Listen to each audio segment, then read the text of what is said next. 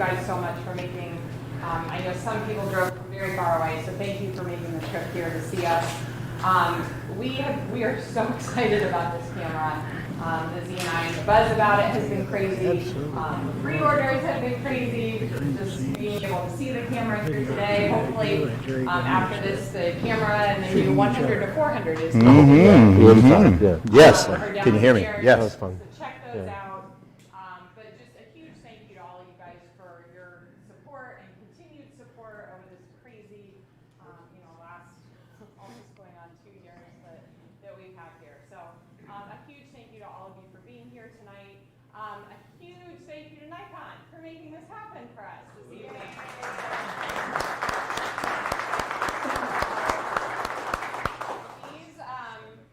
These don't happen anywhere, and so we were so honored and so excited when Nikon said they wanted to bring Joe McNally here to talk to our customers about the Z9. So that is just incredible and brings hopefully value to you guys and value to us. And Nikon is an incredible partner. And also we have Mike Corrado.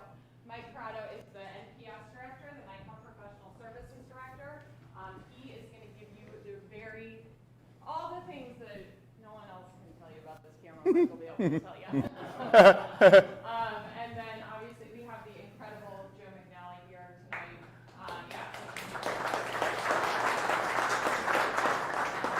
And Joe is going to obviously dive into his experience with the camera. So thank you all. I know you are not here to see me. So Yes, they are. Thank you guys. There's hats and shirts and food and drinks and all the cameras. Cookies, pretzels, cheese, candy. Oh, thank you guys for being here. And by show of hands, how many people in a lifetime ever got to open up for Joe McNally? Joe and I have a bit of a history that goes back about 35 years. And so we've been good friends, and it's going to be a treat when Joe shows you the work that he's done. I want to start off by saying, yes, I'm part of Nikon Pro Service. I came back in Nikon Pro Services about 6 months ago after being in marketing 37 years at Nikon. I've held about 20 different jobs. And I'm excited to be here because it's been a while since we've done this, right? It's been a while where we got a collective group together to be able to present in person, and we're all being safe.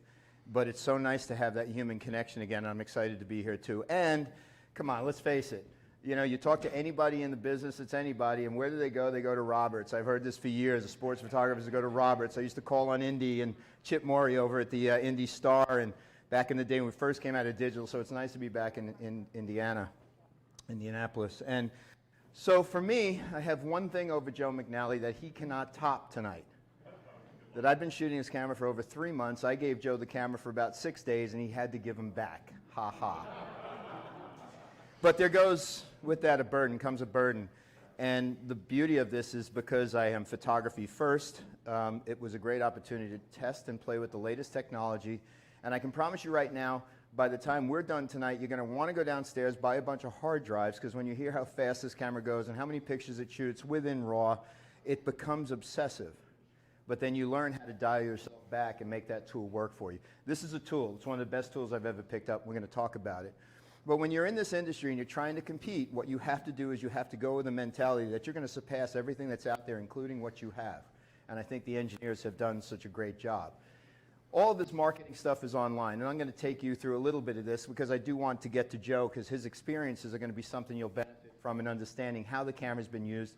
But I also started a project 2.5 months ago with endangered species on the beaches of Long Island that I exclusively use the Z9 for, because to me, if you want to be the best, the fastest, you want to be the first to the market with certain technologies like a camera that does not have a shutter mechanism anymore, a ground-up electronic camera, these are groundbreaking things, and we'll explain why we can say that with confidence and why it works as bold as we can. But in these days, you have to have a camera that's versatile, so it's got to have great movie capabilities. If you do shoot movies or you don't, you have that at your fingertips. High quality, high speed, everything we needed to come to the industry with.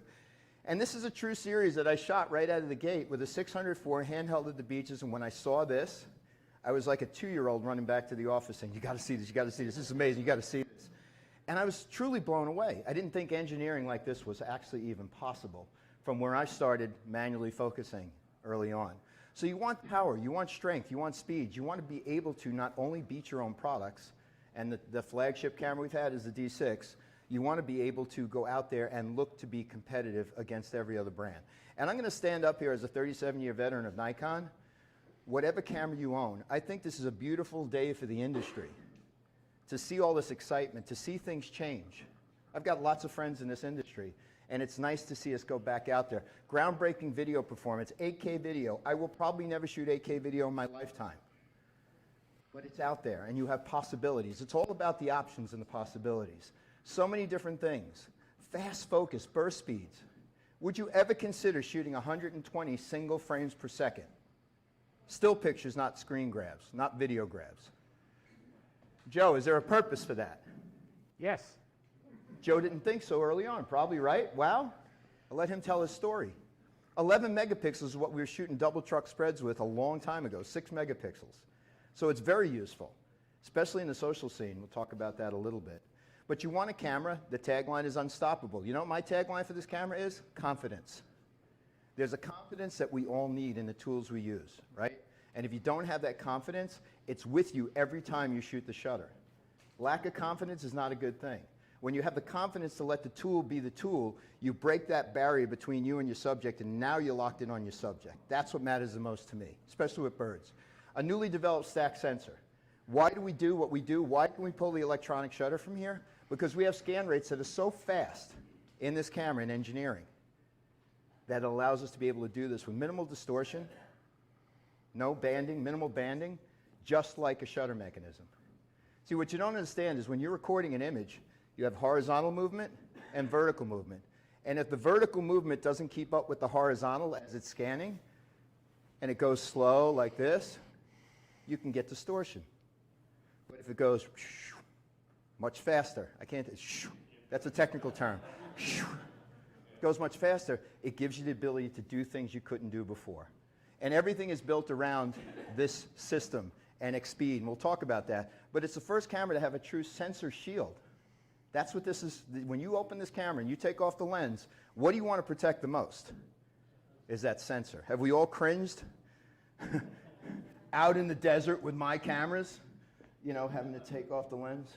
The sensor shield is that every little thing you can do in a flagship camera to make it work for somebody. Truly blackout free.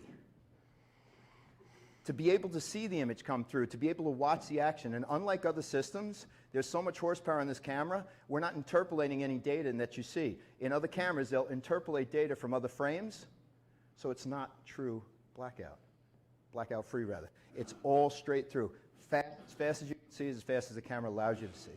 But it's all built around the brains of the camera. Anybody know what XSpeed is? Does it mean anything to you?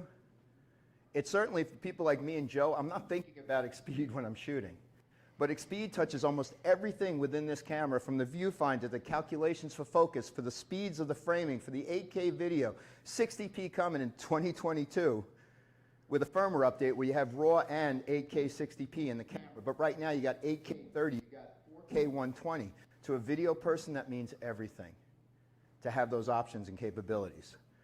LAN connections, reproduction color, startup times. The biggest thing I've heard about this camera to date from everyone that shot it is how quickly it starts up, that sensor shield doesn't get in the way, and they're all blown away by they're ready to go as quickly as they can pick up the camera, turn it on, and hit the shutter. Sophisticated AF system, calculations at 120 frames per second, which does equate to the ability to shoot at 120 frames per second. The advantages of Z are certainly there, but I will tell you, from the day one when I started with this bird project, I'm not about short lenses. And I know people have their opinions about adapters and teleconverters, but I live in the world of adapters and teleconverters. 500 5.6, 600 f4, 400 2.8, 400 2.8 with a 2x teleconverter, all shot. You'll see pictures. And you tell me that this is not performance. But to me, it boils down to one simple thing, coupled within the picture. Is it sharp?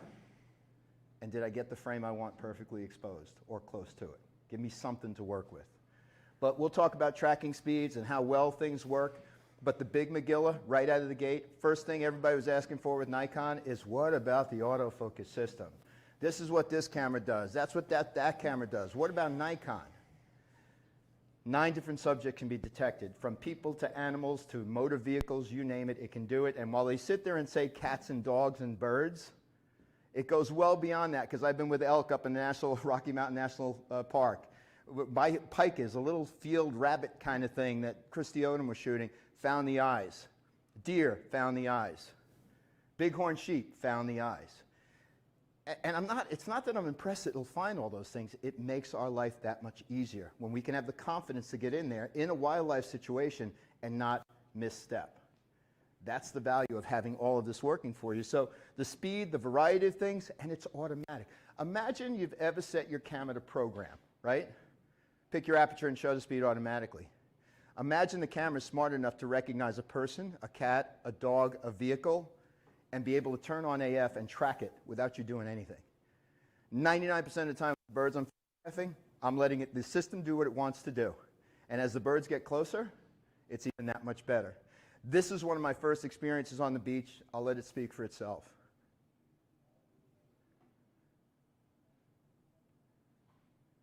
All that technical stuff I'm talking about, it goes to work for me. I don't have to do anything. I have to make sure I point the camera at the subject and get the frame, which, as you can imagine, with erratic birds, this is an oyster catcher, if anybody didn't know. It's become my favorite bird because of the color of the eyes, the beak, and I followed their families as they were hatching eggs. And my little babies, I just love them. Once I got over the thrill of that happening through the viewfinder, I got over the honeymoon phase, if you will. I was able to focus, no pun intended, on the types of shots that I wanted, and I wanted to take chances. This is called a skimmer. Skimmers are not nice birds. Don't go close to their eggs, but in the areas I'm shooting in, the conservation teams put up ropes to say, photographers, you can't go any further than this, and we all abide by those rules. But even outside the boundaries, if you're close to where they are and they've got babies or they've got juveniles, they take a dive at you, they come within about a foot of you, and then they swerve off.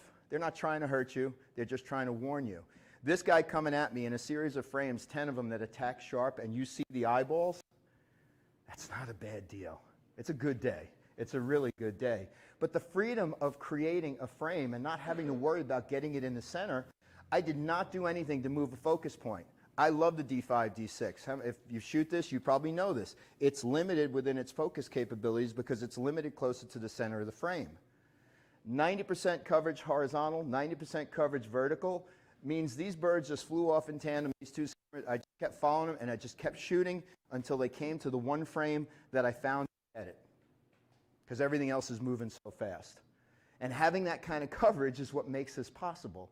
Mirrorless technology advantages. That's what it's all about. But when you're looking at these series, and get used to this, because when you get your camera, because I'm sure you're all going to buy one, those of you tuning in too, sequences like this where you're not worried about which one's out because they're all in, it's which one's the best frame. Which one is the one that's going to make it work for you? So this is an oyster catcher baby that I followed. I would go out there every night. I went out there with the intention of going out once or twice a week. I was going 4 or 5 times a week if I wasn't, going out on the road, to just keep following the babies. Because if you follow birds and the birth and the hatching, it could be weeks, maybe a month, and all of a sudden this little thing, this little fur ball, is a much bigger bird.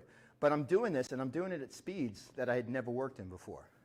20 frames per second raw, 30 frames per second full res JPEG, 120 frames per second JPEG at 11 megapixels. When Joe and I were working together, he had a dancer. He was shooting with strobes, big lights. I was shooting at full burst, 120 frames per second. The best thing I've ever learned is to know exactly when Joe's shutter went off, because the subject was lit every time. At 120 frames per second, I was picking off Joe's flash. I know the mind of Joe McNally now. When he pushed the shutter, and it was pretty damn good. But think about this. Having accuracy and focus, 32,000 of a second shutter makes it easier for fast lenses outside. The big advantages of mirrorless here and now. It's amazing. And again, you look at things like the startup time are pretty amazing as well. Back to the beach, the chase. I call the series the chase. I am not joking. That upper left-hand picture, as I heard the squawking, turned around real quick. Look at how quickly the camera picks up. I'm not lying. This is exactly what came from the camera. And then you shoot this, and I'm following around. And when you think about all of this, and let's say we go at 20 frames per second in RAW, when you're using the right memory cards, now you can use XQD, you can use CF Express, and then there's faster processing CF Express cards that allow you to shoot 1,000 frames in a row. No other camera can do this. What happens is there's 3 file formats. Lossless compression. You know what lossless compression means? It's a term within the industry, and an engineer will tell you that humanly you can't tell the difference between a compressed RAW file or an uncompressed RAW file. But then if you add more compression to it, what do? You make the files a little bit smaller in their compression so they can move through the pipeline a little bit faster, but they still open up at full res. And then you can go down a little bit more. High efficiency star, high efficiency with no star. High efficiency with no star will let me run 1,000 frames over 50 seconds of imaging. I would never do that. But I'm telling you, when I'm tracking these birds and I'm in my 10th, 11th, 12th second, and I have the opportunity to keep going and the buffer doesn't slow down, that's what means everything to me. Most times I'm bursting off 3 seconds, 60 frames. It's nuts, right? But to have this ability and track, and I did this for you, for your enjoyment, your pleasure, but this is 1 second of shooting. Did you see that? That's pretty amazing. It's 1 second of shooting. Now let me slow that down for you because this is what the camera's going to see. Bump, bump, bump. See the eye? See the eye? Tack sharp, tack sharp. Mike misses the frame. It's okay. It's coming back. The last picture in a 1 second sequence. We talk about this all the time. Is a camera going to help me be better? That's why I would choose to use it. You know, you look at me and you're saying he's a Nikon guy, right? He's the guy who's going to sell his camera no matter what. Joe is my witness. I'm more critical about what happens and how these cameras come out and how they perform than anybody in this room. I guarantee it. I get thrown out of meetings sometimes because I'm not so nice. But if it doesn't get fixed before it hits your hands, we either have a firmware thought or we're talking to the engineers about we should be able to do this better. But out of the gate, to be able to do this kind of stuff, you ever see a little skimmer try to fly? But it's chasing the parent, but it can't fly, so it tries and it gets the wings out. I've never made pictures like this before with birds. It just happens too fast. So now I get to put my creative mind to the mind of the universe as these birds are moving. I get to make these pictures, and again, every one of these shots is tack sharp. The wings don't get in the way because I'm on the bird's eyes. This is the way I'm doing it. 700 millimeters, 500, 5.6, converted with a TC14E. I need focal length. If I need anything in life, I need more focal length. My short lens is a 600. If I can get an 800 with a 2X, it would be amazing, right? But as long as it performs. And so what I feel is the Z9 will elevate the lenses you have in your bag already. They'll elevate that performance. And the way I've kind of thought it out, you make an investment in lenses, the biggest investment you can make. For a small cost for an adapter to be able to adapt over to the lenses you already have means if you're making a transition from DSLR over to mirrorless, you can do that nice and slow. As we start to build the lens line, then you come back into the store and you say, hey, I want to trade up, or I want to trade in, or the 400-2.8 is out now. Let me try that. Maybe I need to move up with that. And Z lenses will definitely outperform the other lenses. But imagine now I've taken performance of lenses in AF here with all my DSLRs, all those lenses I described, and now it's up here. That's a good day. So I don't have to run out and make changes right away. I can transition to it, and I think that's so important. Listen, I could show you pictures long. I love playing with the different things like picture control. That's a common turn. Common turns, no pun intended, they turn, they flip upside down. There's a mode in the camera called carbon as one of the picture controls, black and white. I try to come up with these projects, and with Xenon, I'm going to do an entire black and white series over the winter on the beaches of Jones Beach because they have these dunlins. They have different types of birds that are monochromatic, so why not shoot them in black and white? But 3D tracking, the biggest thing that's come back to mirrorless. Anybody use 3D tracking in DSLRs? One of my favorite modes. What's different than the automated modes I'm describing? You pick where that starting point is with your subject, the camera takes over from there. There's not a finer way to track a subject where you have control. And you still have dynamic AF, you have the small, medium, and large boxes like you used to in mirrorless, you have pinpoint AF, you have single focus, you have all the things you're used to. So this is all icing on the cake. However you shoot, you'll be able to pick up the camera and you're going to find it very familiar. And then you're going to work your way into using the newer technologies and be blown away. So 3D tracking, big one. Backlit subjects is a tough one for AF. I have not found a problem at all like I used to with backlit subjects. Again, makes my life easy. Illusion, right? Photoshop, right? No, it's luck. 2 turns flying in the same direction at the same time with the wings in opposite positions, and one's a little further back and it's out. But when I'm not worried about what my camera's trying to do, I just do it. And that's the confidence you want to bring. You can see more of this stuff. I didn't want to make this about me as much as the camera, but it is my journey with the camera, and it's only going to get better. All this technology is online at NikonUSA.com. Minus Starlight mode, minus 8.5 low light detection capabilities. All these extras, 8K video, 2 hours of recording. If you're into video, you've had the limitation of 29 minutes and 59 seconds or whatever that number is. You can shoot straight up 2 hours without worrying about overheating, because they designed the system and the airflow within the camera to be able to handle that. They heard what was going on with other cameras at 8K. 8K is a high-power thing for a camera. It's a high-powered feature for a camera. You have to be able to keep it cool. Now, if you're baking in the desert, like Joe loves to do with me, it's 135 degrees out, you may overheat. But in normal temperatures, 2 hours of shooting means a lot to video people. I don't do a ton of it, but all kinds of codecs in the camera. And then the upgrades I mentioned to be able to go RAW and 12-bit are coming in 2022. So these cameras will just get better as they go. The AF will get better with firmware updates. Video will get better with firmware updates. And that's what we've done a lot within the Z line. So no mechanical shutter. How many people, does that scare you? Don't. Somebody had to break the mold here. Nikon was the first to do it because of the scanning speeds of the sensor. We are so confident about that. The problem for me is, being the guy I am, I go out there. If I saw a helicopter, I had to photograph it. I saw anything with blades, I had to photograph it. I saw something that I thought would distort, like a golf, I had to go photograph it. Because I wanted to prove to myself that this is exactly what they say it is. And it is.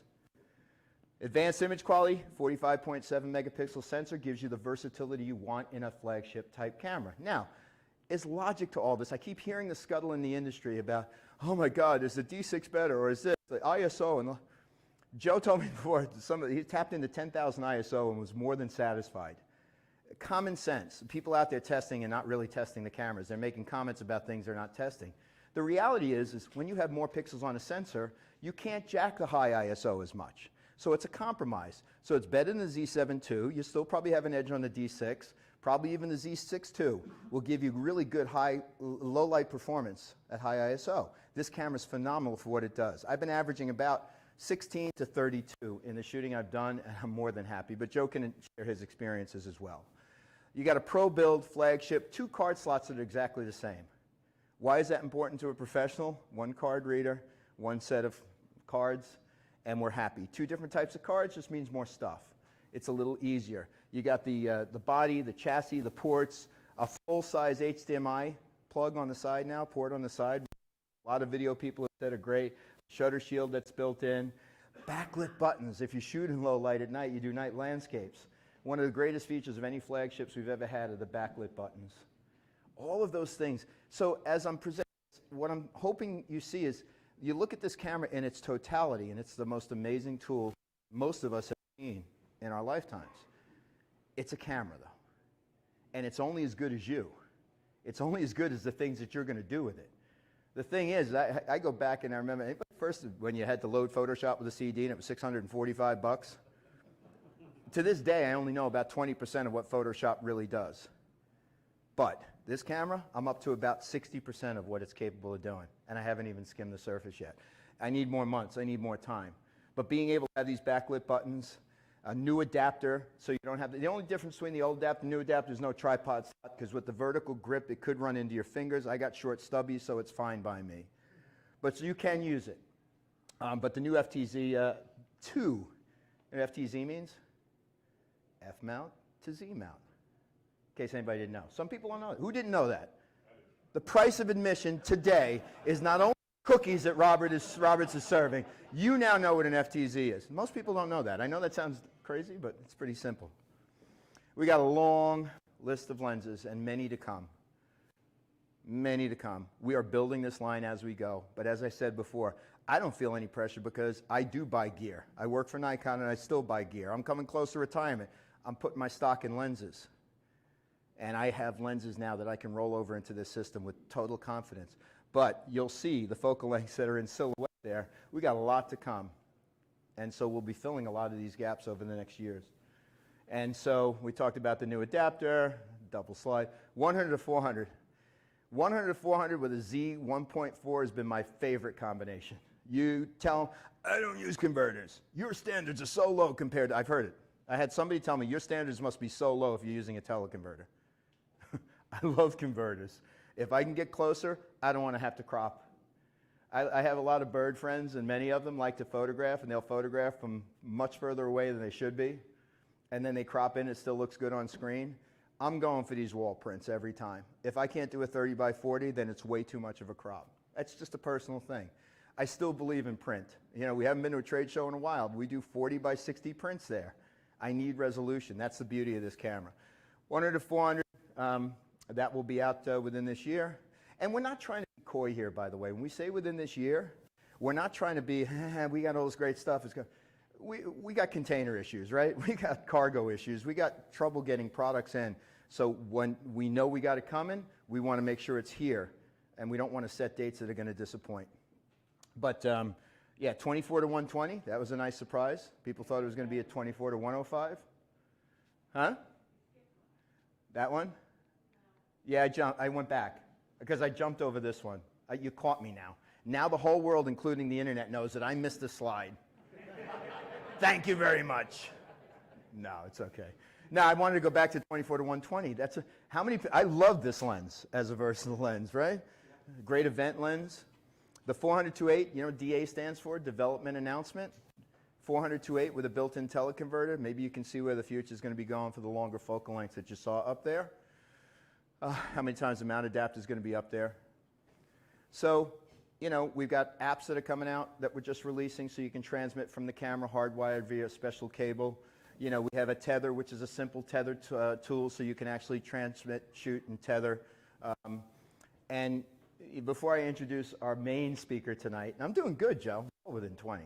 Well within 20. You're going to have your full 30 seconds. It's going to be good. This is a series I shot in that moment when I had the two turns on top of each other. And it just always reminds me of how much fun this has been. And Joe and I talk about this all the time. It got fun again. It's gotten really fun. And so I wanted to share with you another second in time, and that's how fast it goes by. You know where my confidence is right now?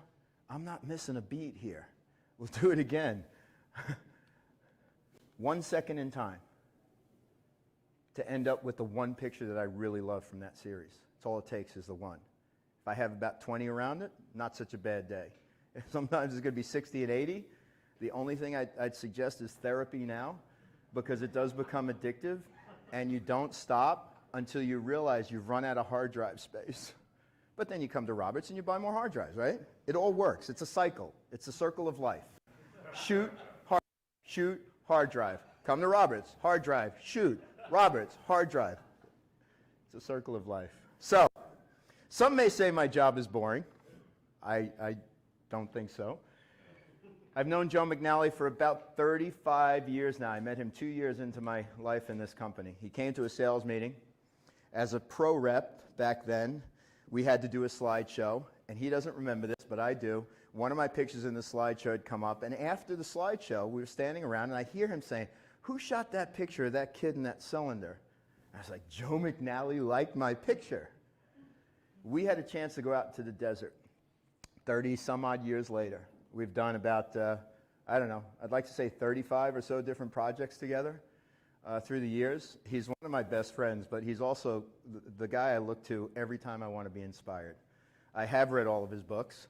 I have been with him. He gives us the best food after a shoot, wine and In-N-Out Burger. It doesn't get much better. No, actually, on the shoot, we're in the flat desert. He brings out a motorhome. He's got a real set of toilets, which is the best thing in the desert.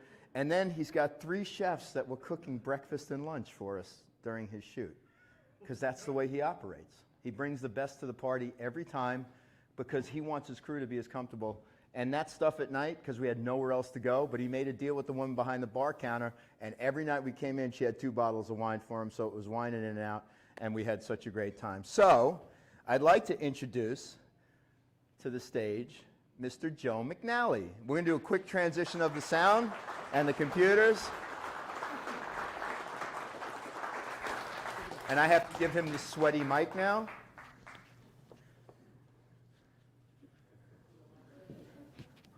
Wait, let me turn it off so we don't blast. Hi, Joe. Hello, Mike. Was that a good setup for you, or did I get it wrong? You are amazingly good at this. Wait, I can't get out of the microphone, though. All right, I really didn't sweat on that. Cool. I don't think.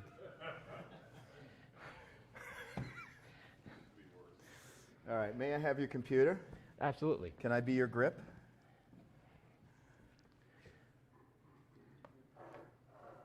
You guys can go get the popcorn in the back right now. That seems easier. Yeah. Speak, Joe. Hello? Hi. Can everybody hear me? Okay. All right, I think I got you, Joe. You want a clicker? No, you know, let me just kind of, hang on, let me see what I've got. You want to put your fingerprint on there? See where we are here. Hi, Joe.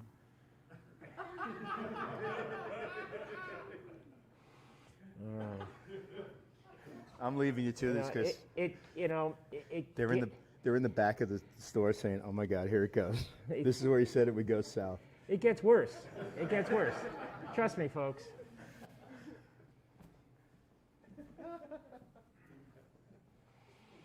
All right. I'll just leave this puppy up here. All right. How's it going? Everybody all right? All right. Cool.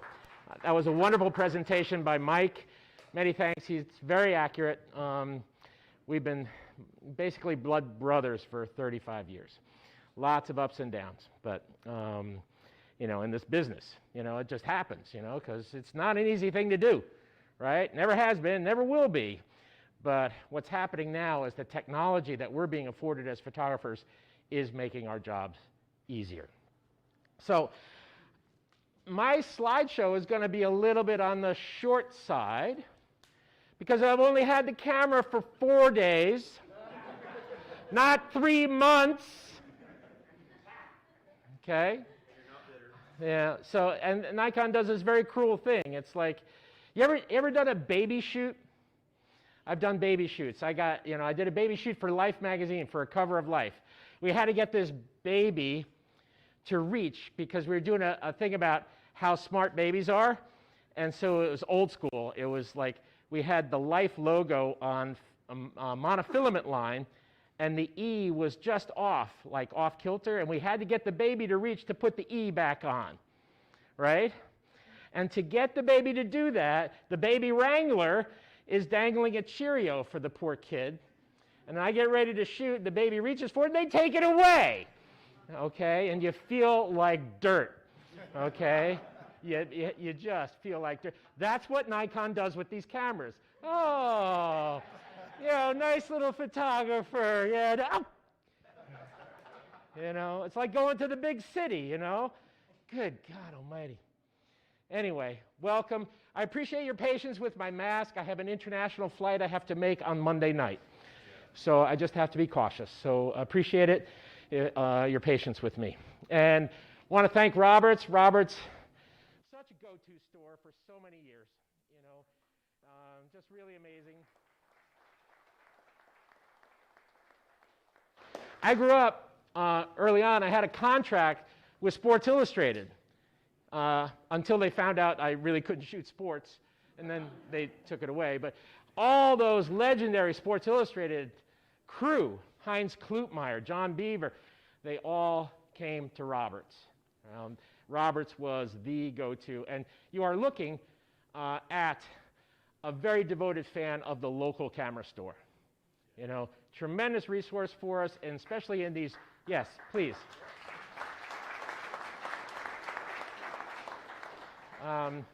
It's a sense of community, information, guidance, participation, two-way street kind of thing. You get that at a local camera store. You don't get that from Amazon. I mean, you'll never have a relationship with an 800 number, Well, maybe, that didn't come out right. I mean, All right, so moving on, anyway, so welcome here tonight, and thank you to Roberts, and thank you to Nikon. I bought my first Nikon camera in 1973. I know that dates me. I allowed myself the title of professional photographer in 1978. Okay, in school, my professor told me, buy a Nikon. It's a poor man's F2. And so how could we know this? Nobody could have known this. My first motor-driven camera I bought used from Heinz Klutmeyer at SI. It was a motor-driven F. And now we're at a Z9. Every time this happens and the technology turns, I ask myself as a photographer, how much better is this going to get? I think Nikon answered that question. So many thanks to Nikon for supporting us as a community and reaching out and liaisoning with us as professional photographers. I always tell people, I've been a photographer for a long time, and it's almost 95% of it was freelance. And as I remind people, it can get pretty cold out here in Freelanceville, kind of drafty. And so when you have a camera manufacturer that's in there with you pitching, and you have a relationship, and they will stage events, they will offer education, that's a big deal. So round of applause for Nikon. Thank you.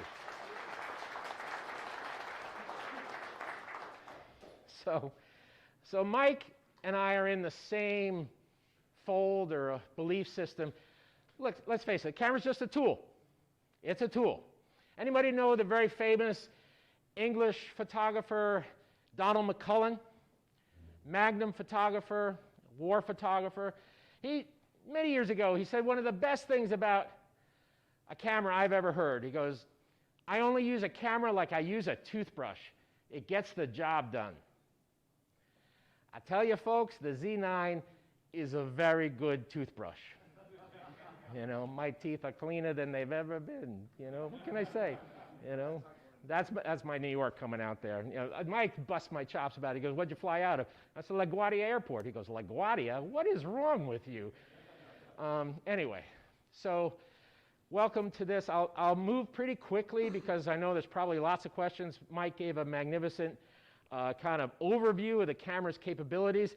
My information, my story of my time with the camera will be more anecdotal because the numbers tend to escape me, as they do most photographers. Let's be honest, right? Let's be honest.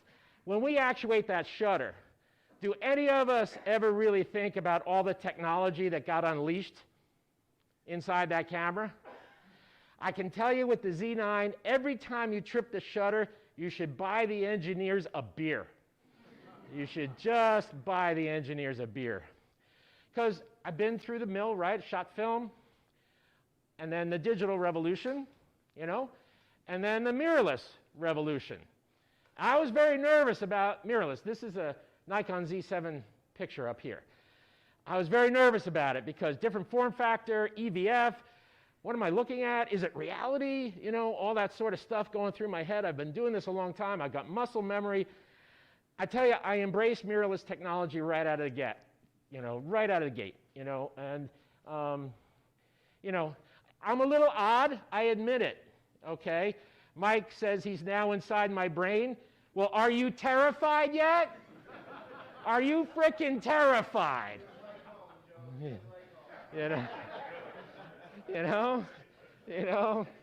My wife Annie is very patient with it. I come home with ideas and stuff, and Einstein said it. Thank God he said this. Imagination is better than knowledge, right? I'm very thankful for having said that because I don't know all that much, but I can imagine a whole ton of shit, I shouldn't have said that. I'm sorry. Is that on the internet now? Oh my God. Oh Lord. Anyway, so I dived into the world of mirrorless with the Z system, and people, I'm not a soothsayer or a fortune teller, but I can tell you this. When the Z system debuted for Nikon, I had 8 DSLRs in my camera locker. I got 2 left. Okay, that's how thoroughly I jumped into the mirrorless world.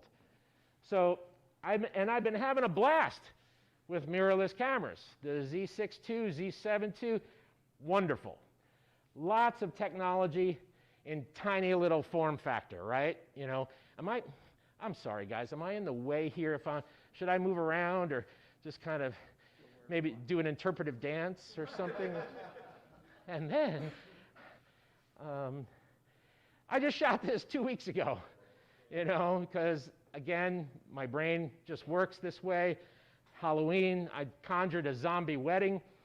On the wedding night, the bride is floating to her dead groom, you know, awaiting her, you know, rapturously, you know. So, yeah, this is all Z6, Z7 kind of material. But then I went to the Tokyo Olympics, okay? And I'm going to buzz through this really quick because there's a path here. Shooting for Zuma, I went in 2020 to do a preamble for the Olympics, working with legacy Japanese athletes, very famous Japanese gymnasts. This is a production. This is, you know, kind of out of my head. Tip of the hat to Neil Leifer. Does anybody know that name? Very famous picture that Neil made back in 1984 of a Japanese gymnast in Mount Fuji. And here's the legacy of the business. Before I undertook this, I called Neil, and I basically asked his permission. Why? Because it's just respect handed on down, and that generation of photographer built archives of pictures that are the shoulders upon which we stand. So, but I'm shooting away in Tokyo, and then the games got stopped, right? We all know the COVID story. In 2021, they came up and started to, you know, lots of controversy, but the athletes were out of the gate. And I was shooting, courtesy of NPS, which is a huge resource for photographers. Nikon Professional Services loaned me D6s, which I do not currently own, right? And when I went to Tokyo, I had access to D6 cameras. And all of a sudden, having stayed in the mirrorless world for a couple of years very thoroughly, I found myself grappling with a camera that the flagship aspects of this camera, the sturdiness of it, the robust nature of it, you know, that was like, I was like, oh, wow. You know, this is almost like coming home, having shot SLR and DSLR for as many years as I did. 800 millimeter lens, right? Monopod. Not allowed tripods at the Olympics. And then the drama of Simone Biles. And then her bronze medal win, medal performance on the beam, and the elation and relief that she had afterwards. All shot D6. You know, I found myself over in Tokyo wishing I had mirrorless technology in a flagship body. Meanwhile, back at the ranch, you know, Nikon is doing exactly that. So I wanted a Z9 before I even knew what the Z9 was going to be, because I still had that feeling of missing kind of that grip, that build. One thing that doesn't get discussed very often photographically, because all the photo magazines are all about the pixels and like, oh, the this and the that, and you know, and everybody's in the pixel forest, like doing gotchas. Oh, this one's got 35 million billion. Yeah. I don't care. I can't tell you. I can't emphasize enough. I asked a series of questions of a camera. We have a conversation. Are you going to make my work better? Are you going to increase my confidence?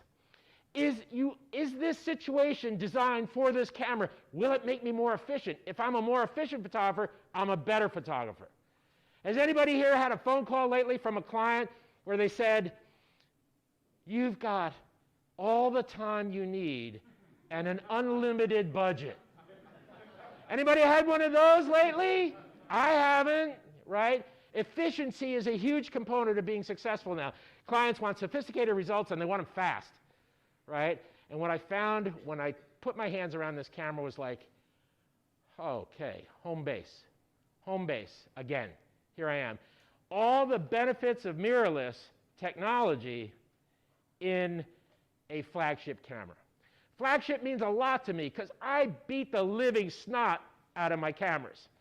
I absolutely do. I take no prisoners. I'm not emotional about the gear. I don't get rapturous about it or like, oh my God, this is such a beautiful, it's a tool.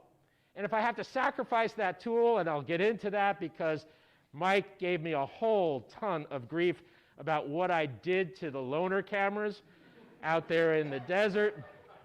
And I'm actually on tape looking at the cameras when they came back from having taken a 150 to 200 mile an hour trip down the track in the El Mirage dust. I actually am on tape looking at them going, I'm glad these aren't my cameras. And yeah, so color, speed, liftoff. You know, I mean, what the hell is this thing? It's basically a spaceship on wheels. Yeah, so photography is a business of relationships, right? You try to leave people laughing or having a warm memory of you having visited. Ed Fenn is one of those people. Ed Fenn is a race car driver and designer. I worked with him 10 years ago. Nikon gave me some boundaries for this assignment. They said, don't do sports. No sports for you, okay? All right? We've got great sports photographers. They're working on sports. Use your imagination. Come up with something different. That's like waving a red flag at a bull, man. I mean, oh, yeah. I've seen way too many post-apocalyptic movies. So I called up Ed and I said, can I come out to the desert with you again? He's like, yeah, sure. Can I take the car sort of apart and mount cameras to it? Yeah, sure. Can we drift some propane into your exhaust valves so flames come out? I said, yeah, sure. Can I take your parachutes out of the steel parachute tubes in the back of the car and replace them with canisters of colored smoke? He said, yeah, sure. Ed's like this photo subject of your dreams, you know? And so out we went to the desert, and this was really kind of a test. It wasn't the light I wanted, but, and I'll be straight up with you, and Mike will corroborate this. The first day in the field, I failed. I crashed and burned so hard that I went back to my hotel room that night, and I've been doing this a long time, but I was almost like in tears over exactly how massive my failure on the first day was. Brand new camera, wind was kicking our butt, mechanical problems with the car, the light wasn't working for me, and we folded our tents at the end of the day with absolutely no usable pictures. None. I asked Mike, I said, can I have a camera overnight? Yeah. So I went back to my hotel room. At 3 o'clock in the morning, I'm staring at the ceiling, trying to calculate what I need to do to rescue this job. And we went out the next day, had a plan, attacked it, did this kind of testing thing in bad light, admittedly bad light, but I wanted to see if everything could work. And yes, we had flames, we had smoke, we had the desert, we had all the stuff.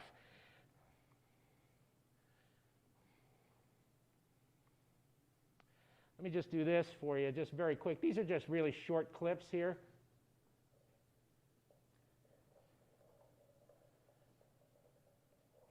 I don't know, the soundtrack is not essential. You kind of see.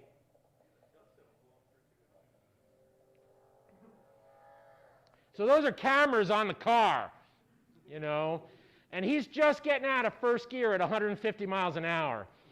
And I was much closer to the track than the gentleman who shot this. So that thing gave me a haircut, I'm telling you. But Ed's a great driver, and I was like, I'm going to be right at the edge of the track. He's like, yeah, I won't hit you. And that's a 24 millimeter lens. And I was astonished because I would describe the camera AF here as sticky. You know, it's not a general term used for cameras. But I tell you, you throw that cursor down on your subject, and it sticks. So this thing is buzzing past me, and the camera grabs it, holds it, and then it's gone. And then we hit the nighttime. The beautiful thing about having Nikon on the shoot with you, we had an engineer at Sushi-san out there. And this is what you do as a photographer. I put in a secondary light into the driver's cockpit to light the human face. And I noticed that Sushi, who's this very, he's very kind of hip in the way he dresses and stuff like that. He's out there, he's got these mirrored sunglasses. And I said, "That's Sushi? Give me those glasses." So I grabbed him from Atsushi, and that's what Ed's wearing, these little mirror sunglasses from our engineer. And so this was the picture that I had in my head, just a piece of my imagination. And one of the things that this does not test the AF very stressfully at all, because the camera's static relative to the car. But what I was after here was color, depth of file, right? The edge of darkness, flame, sky, almost black desert floor. The camera just carved it out. And also, too, modern technology. See the ground blurring, right? The car is only going about 2 miles an hour. It's being towed by a pickup truck. I couldn't manage the flames and everything with the car just at full speed. But old school car shoots, anybody ever done a car shoot? You can take a car that's being pulled at 2 miles an hour, make it seem like it's going 150 miles an hour if you use a slow shutter speed. So that's what's producing the drag or the blur on the floor of the desert. And then the background here is being lit. Kyle and Casey, my assistants on this job, hats off to you. They had they had a large flash system and a generator on a beach buggy cart, and they're pushing it after the car. They're running behind it, so the flash exposure stays relatively constant to the rear end of the car. Okay? I was accepting the fact that I was going to lose exposure, but then Kyle and Casey said, "We'll push the cart." And that's why there's a bottle of wine for the crew at the end of the day. That's why there's catering in the desert. You take care of the crew because they take care of you, and it's just fair, and it's the only working relationship that I know about on the set, because everybody takes their cue from you. Like even when I was crashing and burning the very first day, Mike mentioned confidence. You have to remain confident. The house could be burning down inside your head, and you haven't got an idea that you can possibly lay hands to, but you have to project confidence, positivity. Let's go, guys. Here we go. Let's go. Tomorrow's going to be a better day. And it was. It definitely was. We came out of the desert pretty psyched. But I had a secondary subject. Simple. No flames, no smoke, no explosives. To do that shot, by the way, the car slot in my email is over 500 emails. My longtime studio manager, producer, Lynn Del Mastro, worked on that for about 5 solid weeks. You have to get BLM permits. You have to get fire permits. You have to hire a pyrotechnic specialist. San Bernardino County almost made us hire 2 water trucks to bring out into the desert for safety. Insurance, I won't go into it, but something like that is very dense, very thick to drill your way through. So here's my much simpler subject. A human being, a wonderful, amazing human being. Will Credell, he's a Vegas performer. This is my viewfinder you're looking through. I activate the AF, it finds his face. I'm shooting 20,000 of a second. Yeah, because I can! Son of a bitch, that's the first time I ever shot a picture at 20,000 of a second. Yeah, ISO 1250. Look at the detail. Look at, I'm behind the camera, I'm like, this is ridiculous. And he's just popping in the air whenever he wants. I'm not shouting to him. I'm not like, okay, go, okay, go. It's totally unexpected. I said, Will, do whatever you want to do. Just make sure you give me some jumps on the way in. And he was so wonderful to work with.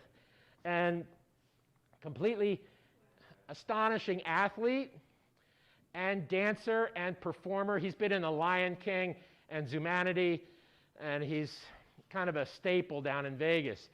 So I was just very lucky to work with him. And he drove from Vegas out into the middle of the desert. And then he tells me, and this is why I like to work with dancers and athletes, he said, look, I don't really have moves. Tell me what you want, and I'll try to give it to you in the air. And so I was like, cool. That sounds really good. Because dancers, athletes, sublime physical performance artists can take your imagination and physicalize it, which is why I've loved to work with dancers ever since the start of my career. So, and also, I've had a lot of questions about this. No mechanical shutter. How does it still do high-speed sync? I don't know, but it does. Okay, all right. I'm at like 12/50th of a second here with large power packs, Pro 10s. Okay, and they're blasting away through narrow beams, and they're bracketing him. And then I kind of switch up to a more of a fashiony look. Now there's Will. At the craft service table, he's like got this pile of food on his plate, and all of us are just like looking at him. And he just looks and shrugs. He goes, yeah, I eat whatever I want. I'm like, well, shit, that's just not fair,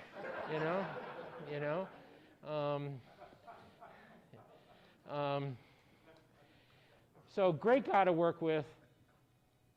Power, speed, anything that I could dream up. Now, this is shot with, all of these pictures I just showed you are shot with the new 100 to 400. I had a prototype lens out there. Sharp as a tack. I've already got one in mind. It's going to become an essential lens for me. And Z-mount lens. So I'm just sitting here at the desert, and I've got the strobes bracketing him, and I'm letting him do his thing from a distance. And the compression of long glass, I'm a long lens person myself. Not that I don't ever use wide angles. I just showed you a bunch of wide angle pictures. But I've always loved the power and compression of long glass, especially when you're working with an athlete. If you notice, I have a low angle here. I'm sitting on the desert floor. Why? Low angle for an athlete makes them look bigger, makes them look more powerful. Okay? And then there, he's remarkable. He's one of those folks, you love this about people when they get in front of the camera instantly loves them, and they love the camera right back. They're completely confident, right? Most of us get in front of the camera, it's like, oh, what do I do with my hands? It's like, well, God almighty. Ever done any corporate portraiture? Oh, Jesus. It's like, no, it's fine, sir. Really, the striped shirt and the plaid tie are working for me. It's working. Don't worry. It's perfect. Oh my God. And then, what I found was the camera found his eyes even with sunglasses. And again, I don't know how it does that. It's got algorithms that recognize things and drive the camera relentlessly to eyes, head, torso, full body, etc. It's making a strategic set of decisions, which I am not driving. The camera is so bloody smart. I put it to my eye, and there's this. I just felt enormously confident with this tool in my hands, like I could shoot anything. Because that old saying, if I can see it, I can shoot it. That's where my imagination goes. And this camera is fast. Mike went into that with the birds, but that when you hit that shutter and the camera just comes alive, it's almost like a raging beast on a tripod, And when your very dear friend, who's your line producer, also your digital tech, comes out of the trailer and curses you up, down, and sideways like, you know, blah, blah, blah, blah, blah, blah. You just shot 3,000 frames. I got to download all of that. You know, it's like, you know, go to single shot, do something, you know.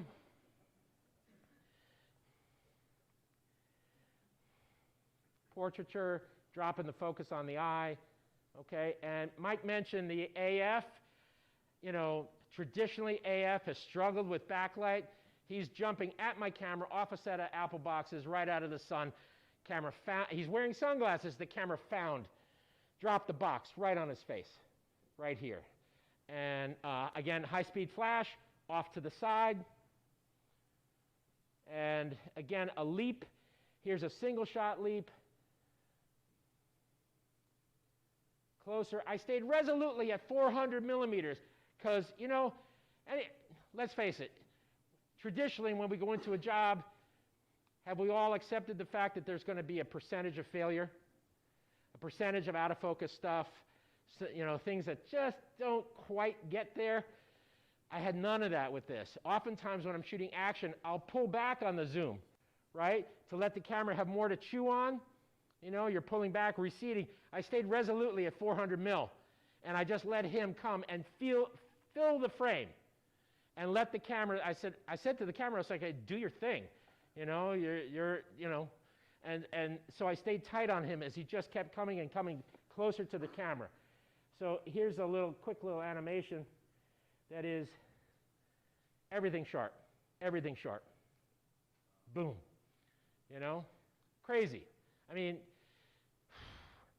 again, the question, how much better is this going to get? You know, what a gift this is to us as photographers, to be able to enlarge our imagination, okay? And this was Mike was referring to this. This is the last sequence of the day, if you will. And, you know, genius here, I was shooting 90 degrees to this. I had him over here. I was like, and then I look at these mountains and the fading sun, I was like, oh, wow, that looks good, you know? And so, you know, I moved the whole set this way. The flashes are being handheld here, okay? And we got him to go and jump in the air like that, and that was the last frame of the day. I had the camera one more day.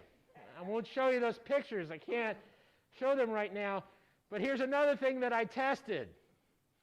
Durability. Nikon repair services, you know, my name is used in vain, I'm sure, you know. But what are you going to do? It's a tool. You go after a picture. There's passion involved. There's a knowledge that you will not get this back, right? I've been in lots of situations in my career, well, I will not get it back, so I'll sacrifice just about anything, okay? And I've done some really stupid things in pursuit of a picture, including destroy cameras, you know, utterly, absolutely, completely destroy cameras. So I'm not, you know, glib about that or anything. Cameras are a tool. They're valuable. They're expensive, and I try to take care of them. But at the end of the day, I'd rather have the picture and having sacrificed the camera.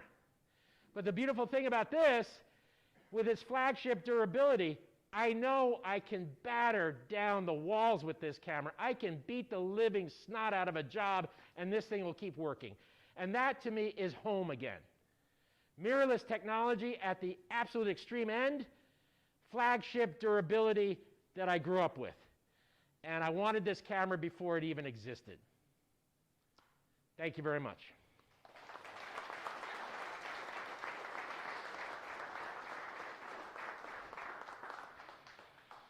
Mike is coming back up. We have kind of a performance art piece that we'd like to do for you. It involves kind of a spiritual movement kind of a thing.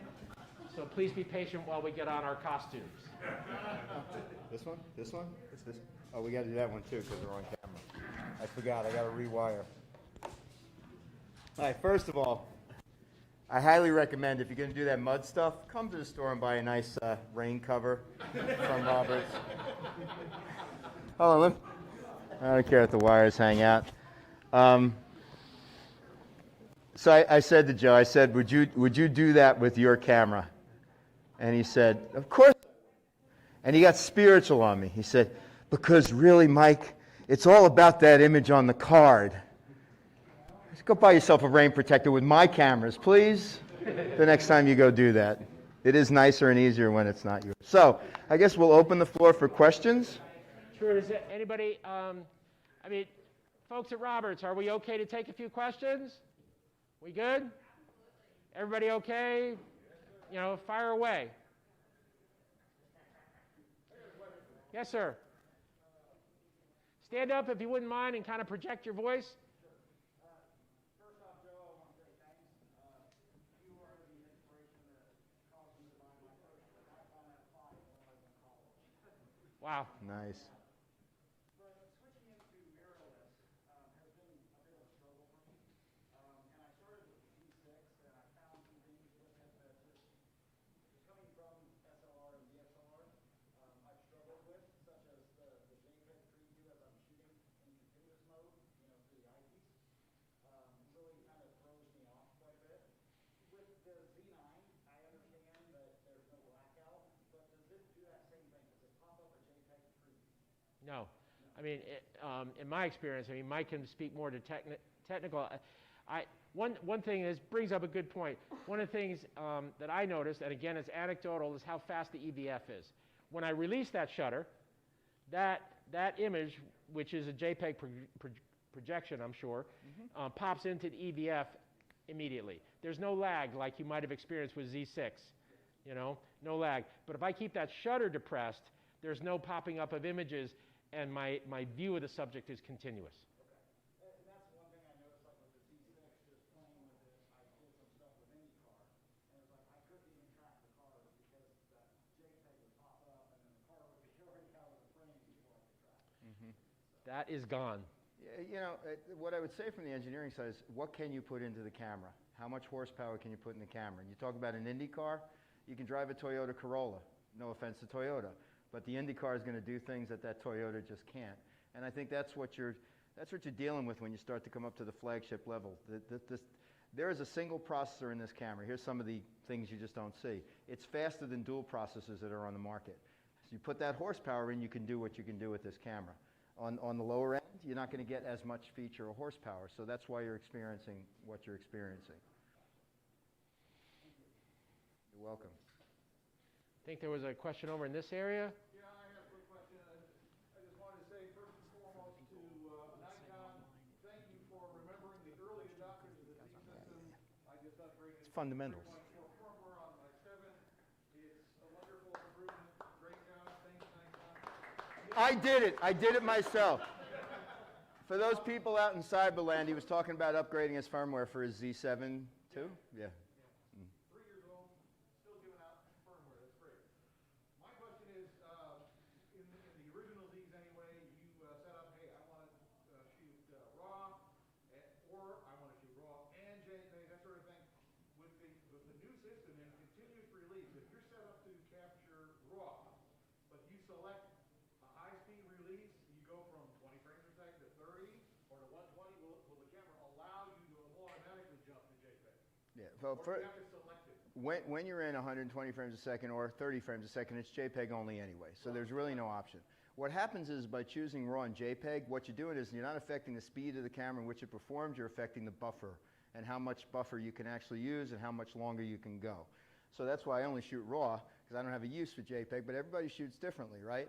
But imagine this, is when the camera's got to take that RAW file, it can move through the pipeline right away, but then it's also got to process a JPEG. That's what's going to slow things down in the way of the buffer. So really it depends on what you have, but 20 frames a second will be 20 frames per second in RAW plus JPEG. It doesn't matter. It's just the buffer clearing. Now, I want to piggyback on his question. Sure. Lots of compression, is that what you're talking about? The compression fall a little bit into the pipeline and then pops it back up to full resolution. Is that what is an offset compression versus high efficiency startup versus not startup?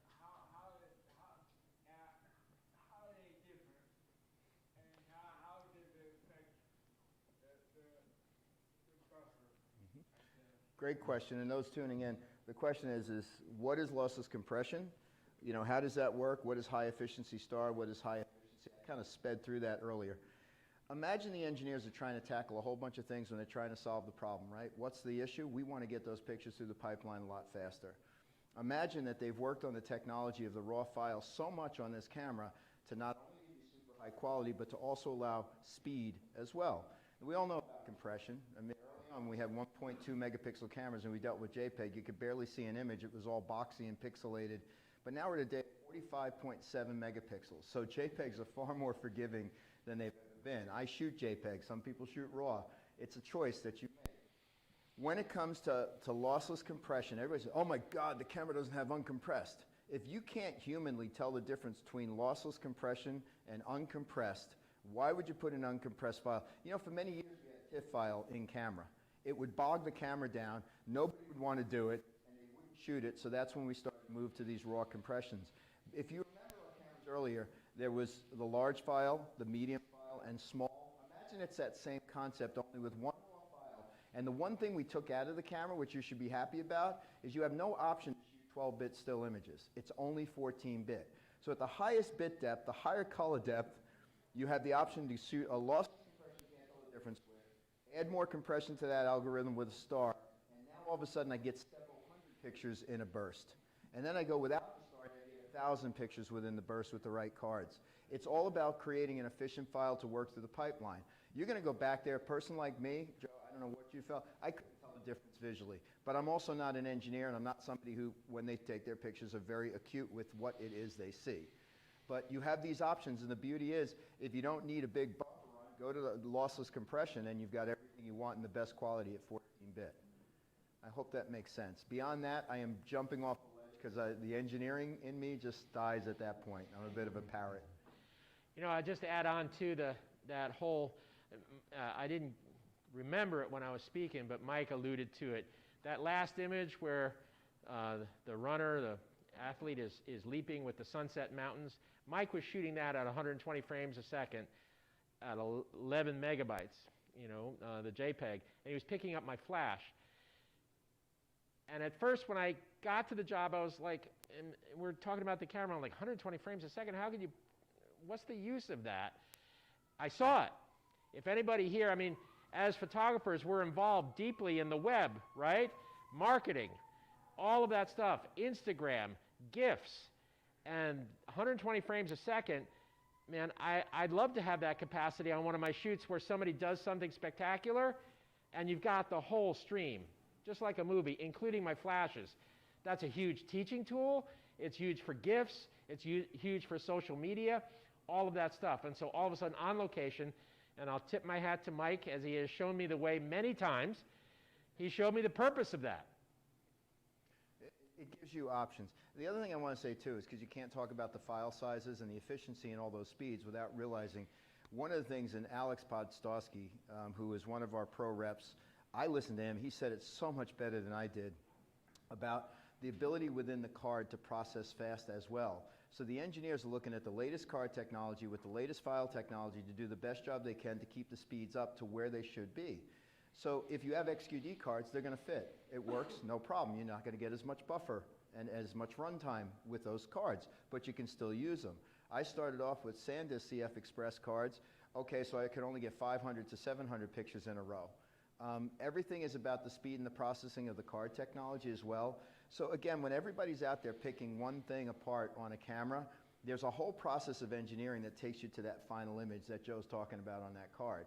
So to be able to do that with Class B cards that have faster processing throughout, and they pipe through the images, accept and pipe through those images much faster, that's what's making this all work. Do you need it all the time again? How many people here, by show of hands, would probably crank out 1,000 pictures in a row? It's a possibility, right? You have the option.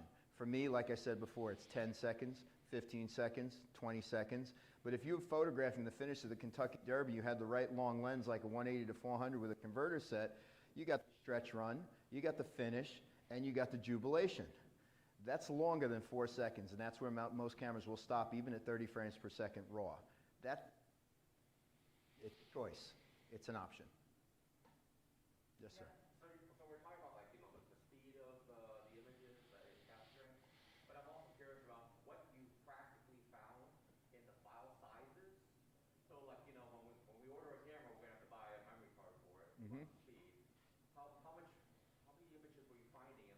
It's an amazing question. So if you're tuning in, it's how many images based on these compression technologies that are you going to get on the card.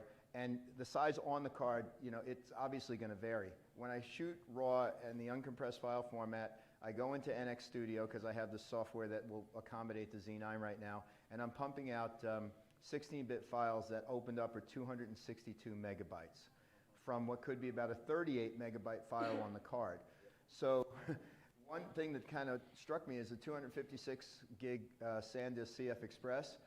I couldn't believe what I saw. When I was at high efficiency with no star, almost 8.7 thousand images can fit on that card and still open up to the full 45.7 megapixels.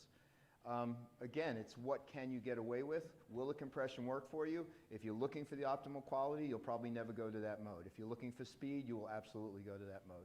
Yes? Question for Joe. Yep. We've come up with a great camera. Were the Nikon ambassadors and yourself consulted over the last 3 years, 2 years, 1 year, for your input into what you would want with an ideal camera? Was that a process that you're involved in? Yes, I mean, the great thing, it's very much an honor to be a Nikon ambassador. As I say, I've been using the system since forever. And also, Nikon is also the kind of scale of company where you get to know a few folks, you really do know the company, you know, the soul of the company. And so the wonderful thing about being an ambassador, it's a two-way street, you know. And so we've had, you know, during the pandemic, we've had Zooms, we've had feedback, and all of that information, you know, I remember coming out to Melville for an ambassador meeting, and all of the Nikon folks were there, everybody sitting around a table, and they asked each of us, if you were going to design a camera, tell us what you want. That, you can't beat that, you know? Yeah, I'll add to that question, because the question up front was how much input do the ambassadors or photographers have. First of all, I'm not joking. Any one of you in this room has input. If you are an MPS member and you actually throw questions into your portal that you have, if it's something that we need to generate, we talk to at Sushi or other liaisons to Japan, and we say, hey, this person had this really interesting question. Can you guys look into that and see about that? And it could eventually end up in a camera. Anything that comes back in the way of feedback can come you know, into the mind of the engineers and have them solve that problem. So it's legacy for us to listen to photographers. It may not seem like that at times. Sorry, I'm cutting in and out. It is all part of the process. Joe doesn't know that indirectly he's had conversations with me that went back to the factory. But even something as simple as the shutterless camera now, we have no shutter in the camera. What are we making up? What's total fake? What's fugazi in this camera? Is the sound of the shutter. So we actually, unbeknownst to these guys, we were throwing sounds out there to say, hey, what would you want? What would you feel? What would you miss if you didn't have a shutter and feel the vibration of the shutter? Because a big advantage of having no shutter is the vibration that the shutter creates. But feedback is key, but it comes from all of you, not just people like Joe. Sure. Yes, sir. I've got a question on initial acquisition of a bird flight. I do a lot of bird flight. I have a D500 and a D6. D500, I mean, an eagle will be approaching, I'll caught it on the corner of my eye, I'll put it up there, it'll capture it, I mean, immediately, and start, you know, I can just start naturally tracking because I get a lot of shutter traffic. On the Z6, it takes a while to get the initial. Yeah, the focus on the sensor was a big difference from a D500. More like the D500. Better. Okay. It's absolutely better. I called that scene the chase with the seagull chasing the oyster catcher. All I heard was a squawk, and I turned, and that was the first frame. And these birds are flying damn fast, and I don't have time to react. And again, you can play with it in a store here, but there's nothing like being in the real world. Joe will fly around, I promise you. And the erratic movement of birds, the acquisition is so quick. But better than the acquisition, the follow-through of focus and tracking is better than anything that's out there. So you would even have engineers say, well, maybe other cameras like acquire a little bit quicker. Well, when you're talking milliseconds, as fast as you can turn around and grab the subject is as fast as the camera's working, and that's where the scan speeds, the speed speeds, everything involved in this in a flagship is going to make it a world of difference. Can you honestly say that it was hard to go back to what you were using after you gave me the camera back? I mean, that's the testimonial to me. Sure. I mean, I can add on to that. Again, harking back to the Olympics, I was shooting D6, which is a beast of a camera. You know, I was shooting an 800 on a monopod and hand holding was it 120 to 400. And, you know, the results, I mean, I rarely missed. And this camera's better than the D6 AF. You know, I took this camera in my hands, I thought, man, I wish I had this camera at the Olympics.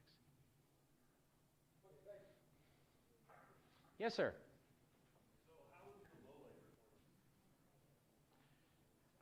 Mike might be able to speak to that better with, you know, early morning and the birds. I've had low light experience very little, okay, very little.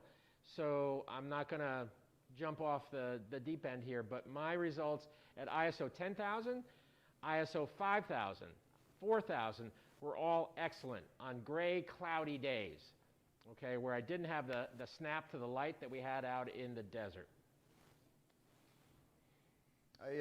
There's a film that Corey Rich shot. It's called Night. Look it up. He averaged 2,000 to 5,000 ISO with video. And all the data capability, by the way, is working with video as well. I found it to be exactly what I expected, and then it exceeded my expectations at certain points. When you're shooting a 500, 5.6 at sunset and the sun goes away and you're at f11 with a 2x converter, I don't expect anything to perform well, quite honestly. Things slow down, it gets a little less catchy, and you know, you're really pressing the envelope here. But I'm looking at my watch and it's now 8:30 at night, and way after the sun's gone down, you know, and I'm still shooting pictures. When it comes to low light performance, imagine you have better than a Z7 II, you know, better than a D850. But again, as I mentioned earlier, it's not going to eclipse a D6 in super low light performance like that camera will. Why? It's got half the megapixels. There's physics involved in all this. If you want that commercial quality and more resolution, you will sacrifice high ISO in the process. But every time we come up, and I haven't even gone into testing the internal ISO noise reduction, high ISO noise reduction yet. I would say the bird shooting easily averaged about 3,200 to 4,000, and at times took it to 64, and I was more than satisfied with the results. Everybody, like I said before, is going to have a different opinion. But if you are satisfied with the D850, it only gets better, is the best way I can put it at this point. Yes, sir. Yes, sir. Can you talk about the DX performance? Oh, that's a great question. Yeah. I'll take that. Do you even know what DX means? Yes, I do. It means where the little frame gets a little smaller. I live with DX. And so one of our technical guys on a video I did, and I was talking with Christy Odom in Wildlife, I'm always on DX. One of my custom buttons on the bottom with this finger, that my thumb, and I jump from FX to DX. Now, some would say shoot it anyway, you just crop after the fact. I'm a visualist. I have to see it, and I want to see how close I can get. If I get more of an appearance of a longer focal length lens, I will. So the file then, I said on the interview we did in the webinar that it's about, you know, it's like about the size of a file for a D5, which it is.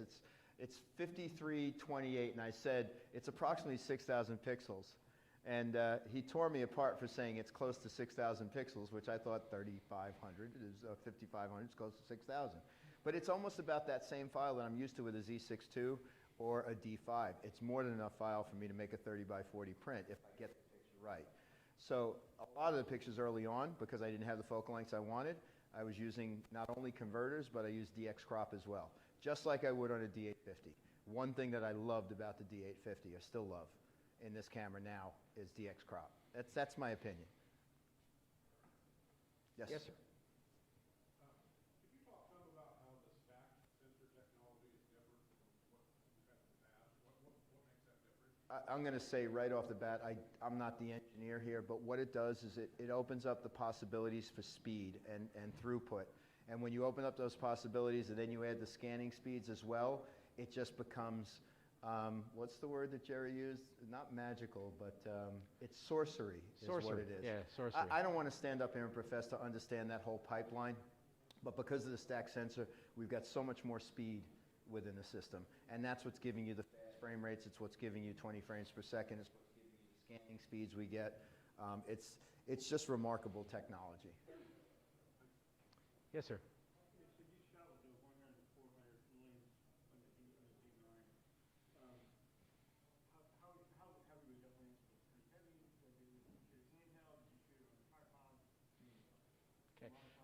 Question was about the 100, 400, and I did shoot it handheld, and I did shoot it on a tripod. And the new construction of the lenses is making a lot of the long glass much more hand-holdable. You see the guns on this guy? It doesn't matter. Well, you know, I don't want to. Listen, that lens. I don't want to say anything with about hand-holding lens. No, it's. I mean, again, I'm dating myself here. You're looking at somebody who started, like, I shot the first launch and landing of the space shuttle. Nobody knew what this thing was going to look like when it dropped out of the sky over Edwards Air Force Base. I was on the top of the roof of Edwards, the fire station at Edwards, with a wooden tripod, a cinder block on a chain to stabilize the tripod, and a manual focus Nikon 1200 millimeter lens that came in two pieces that you had to screw together. If I put that lens on a camera now, it would reach to this gentleman right here. F2 around my neck, open, and an F2 around the camera, 36 exposures.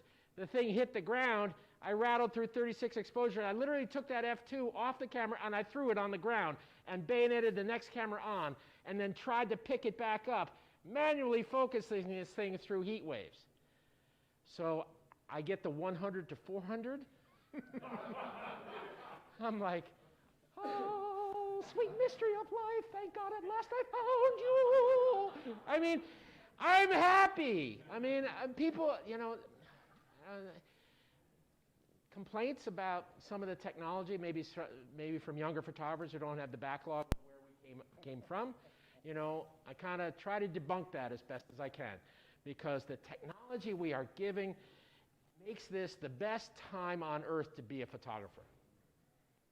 Yeah, you combine that with the engineering and the fact that high ISO and the performance of ISO on the high end from like 1600 to 2000 gives us the opportunity to use these small lenses because people are not so concerned. But if you want to see the way a picture looks at 2.8, or 200 f2, or a 600 f4, we know the bokeh is different, the look is different, but it's also a handling issue. And at the end of the day, trying to photograph birds with no tripod or monopod, and I don't do that because I'm a warrior, it's because when they fly so erratically above me, I can't move a tripod or monopod that quickly. I can lift a monopod out. But this is what I'm doing all day long with the 6. And bum, bum, bum, bum, bum, and I got to drop it, and bum, bum. This, I'm up and I'm ready, 500, 5, 6, same thing. So, you know, I think that's where the rubber meets the road for me is how long can I keep working? Because when you're photographing birds, I would start at 2 o'clock in the afternoon for the sunset, which was absurd because it was coming down at 7 o'clock, 7:30 each night. That's a long day. It's about wear and tear, but the technology allows us to get there. I saw a hand go up over here. A couple of quick questions. What is the flash sync speed? You mentioned 1250, but like that's the special high-speed sync. What's the conventional flash sync speed? What is that? The X sync speed on mirrorless cameras is around 200. You have an FP at 250 and then 320 in the camera. So 200 is the PC, I guess, what does PC stand for? Lindsay knows. Yeah. But you do have high-speed sync up to 8,000th of a second in the camera. So if you're using big flashes like Pro Photos and you have hypersync, you can actually achieve, of course, at the diminishing power of the flash at the high end. But you do more flash than I. Why am I answering a flash question? I was just listening to that, you know, I'm like, God, he's so wrong. Yeah. But the top sync speed of the camera is 200 of a second. Yeah, that's the X-Sync, but it goes to 8,000. I haven't been there yet, you know, but it was one of the first questions I asked. I was like, okay, no shutter, we still have high-speed sync. The answer is yes. So I look forward to much more experimentation. As Mike indicated, you do lose a lot of flash power, you know, at the upper end of that because the shutter is taking a smaller and smaller piece of the flash bell curve. You know, that's when the flash builds and then comes down again. So, you know, do I want to be in high-speed sync? Occasionally, yeah. I mean, because I shoot dancers a lot. And even at normal sync, at 200th of a second, they'll be sharp. The core of them will be sharp. The hand might not be. You know, the extremities of the body move faster than the core of the body. So that's where high-speed sync has been so valuable for me. And I still got it. What'd you say, wavelength? What? So, This and that. yeah. It's a pop of light. You know, it's like, yeah. It goes flash. What's wrong with you? I've given up trying to find out. You're allowed to ask another one.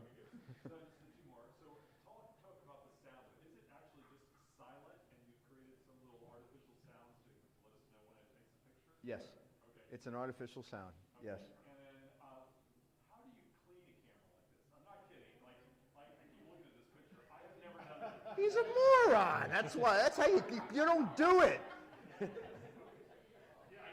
You don't do it. That's how you clean it. Yeah. Well, why don't you ask him? He got it dirty. How did you clean it? I wouldn't do that. I'm not that much of an There's a idiot. camera car wash. And the in camera my is neighborhood. the camera's in just perfect run shape, the- by the way. No, I Yep. didn't intend to do this. Beautiful thing. Mike was earlier. He said, out in the desert, what we used to do, literally, when we would change lenses, like in a place like a dusty, windy place, we'd get together like this, and we'd be like having this little kind of, get together to try to block the wind so nothing got in to the gate. Don't have to do that anymore because this thing's got a shutter shield. So as soon as you take off the lens, shutter shield is dropped, and nothing's getting in there. So you kind of like, oh yeah, that. My shutter, on a regular DSLR also is that, but you can get things behind the mount, it's still in there. No, but literally, you put a wet cloth over there. No, I think what you do is you let the camera dry and then you take a paintbrush, but this is what they do in repair. They actually they chop down the paintbrush so you got the hardest parts of the bristles, and then they just start to, just brush around the camera, and the dust is just going to fall off naturally. You don't want to wet the camera. I wouldn't do that. I mean, that's an extreme. Certainly an extreme. Is it possible? Absolutely. If you're photographing the Derby and you got remotes under the rails, mud could kick everywhere, especially a rainy day. You take off the plastic bags, and that's what you could end up with. But I think it's a careful process. To me, here's a tidbit. What's the number one nemesis to pulling dust into your camera? It's a real simple thing, but we overlook it every time. The lens cap, the body cap that you put on, right? And the rear end of an element that from the body cap of rear element of that lens, the rear cap of that lens, you're drawing dirt in. I can't tell how many times, it's so stupid. I'll eat cookies and I'll just throw the wrapper in the bag and I got cookie crumbs in the bottom of the bag. While we were out with our engineer at Sushi, it's almost like clockwork for him. Look at the cap, either blow it off with a little, one of those things with the kid, you pull the thing out of the nose. What is that thing? It's called a suction bulb. thingy. Yeah. Yeah, snot sucker, something. You said snot before, so I could say it. Eloquent as always. But, seriously, clean the body cap before you put it on. You don't know what you're bringing in. I dropped a body cap in the sand photographing the birds, and I dropped it in the bag, and I was like, I can't even put this on. So to take it home, I left the teleconverter on with the teleconverter's cap. Your question about cleanliness is very serious. Just because it's got a shutter shield, too, doesn't mean it's going to be dust-free. As soon as you open that up, if you got dust on the back of the lens, you're drawing that right back into the camera on the sensor that's starting to heat up and become that electromagnetic, static deal. So, yeah, I wouldn't do that. I just wouldn't do that.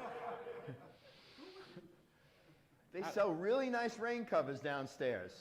You get muddy. Who cares? The camera's got to survive. Roberts, how are we doing on time? Maybe two more? Two more questions? Yeah, let's do that. Okay, two more questions. This nice gentleman with the Green Bay Packers facey-face thing.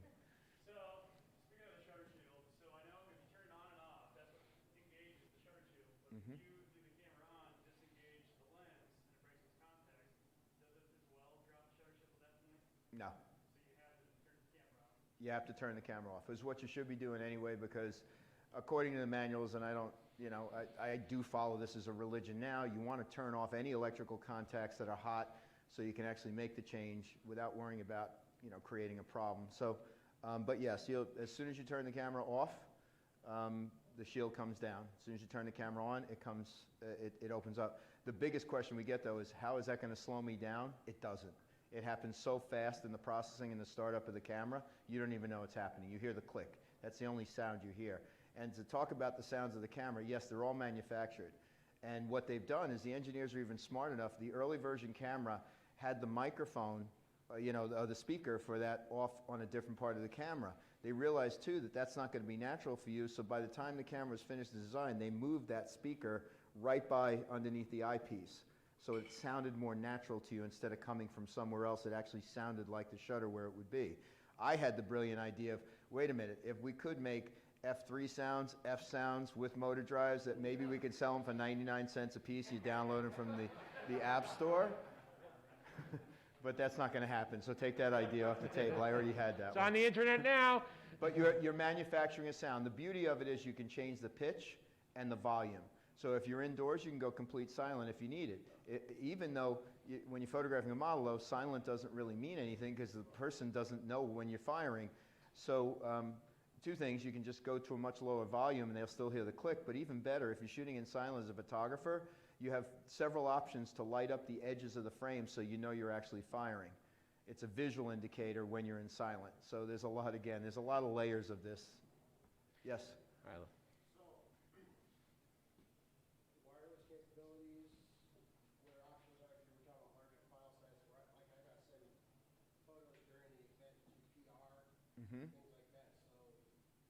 So I'm concerned about larger file size, competing with the raw. So what kind of capabilities and speed? There's Wi-Fi built in, there's Bluetooth built in, and I have not tapped into this yet because I was talking to one of our software people about Nikon NX Tether, which you can do that wirelessly with. I haven't delved into that yet, but we can swap information. The more I find out, I can send that to you, absolutely. But for me, I'm always in the studio with the cameras, so I'm hardwire tethered, USB-C to USB-C, from my laptop to the computer.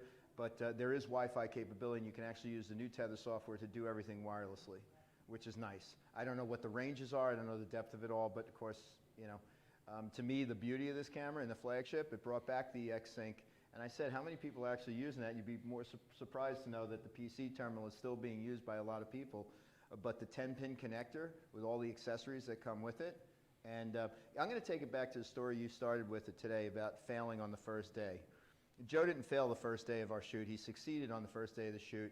What happens is when you're dealing with prototypes, we actually had Pocket Wizard triggers, which you can trigger from quite a distance away. Well, the firmware of the camera didn't meet the Pocket Wizard because Pocket Wizard, the company, didn't have a chance to write the firmware to work with this camera. So what we did was we ended up pulling out the WR11s, the wireless transmitters for speed lights, which you can also trip the camera. And so I pulled it out and I said, Joe, maybe you don't want to go 150 miles an hour because you got to probably be within about 60 feet of the vehicle. But not only was he able to fire off the cockpit flashes, he was able to fire the camera off at the same time. We improvised. So I'm sorry, he didn't fail. We actually succeeded through the fact that we thought it was all going to work. And you don't know until you take this third-party product and put it on. Of course, when the camera comes out, all the firmwares will be updated with each of the different lines of things that you use, and it's all going to work together. And certainly we're getting closer to that final firmware. So I just wanted to address that. Mm-hmm. Last question of the night. Here we go. You've got the codecs that you put up before about the output. Have you automatically considered third-party users like Atomos? Yeah. Yeah, I mean, the question is of the different codecs, and it's like I'm cringing because he went to codecs, and the codecs, and that's the whole video thing, Yeah. We're good with codecs, right? I love it. The old boxes of film we used to shoot every from, day. the codec. Yeah. No.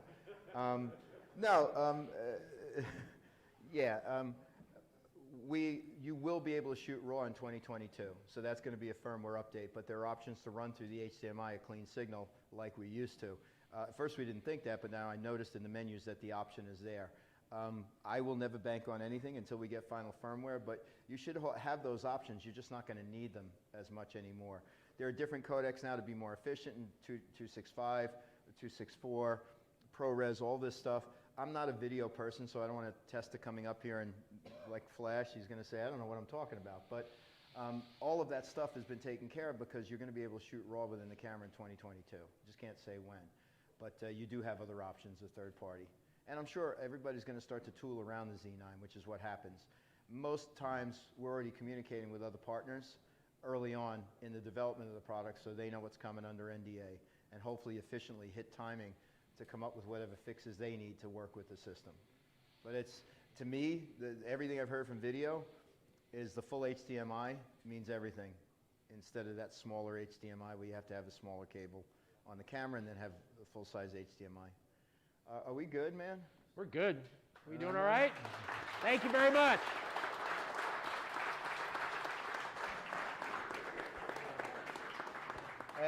Big thank you again to Roberts for letting us have this platform, because without them we wouldn't be here. So as much as they thank us for being here, you get us out of the office, so we couldn't love you more.